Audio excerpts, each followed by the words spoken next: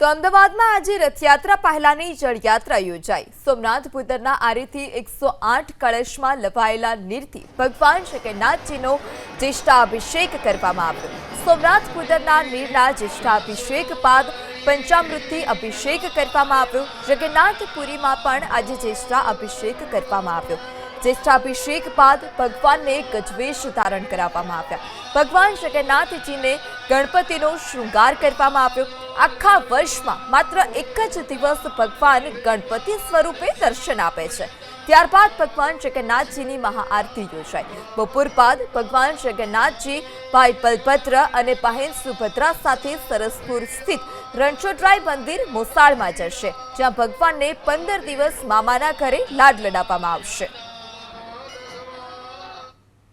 भगवान जगन्नाथजीनी रथयात्रा पूर्वे जलयात्रा महोत्सव मनाववामां आवतो होय छे।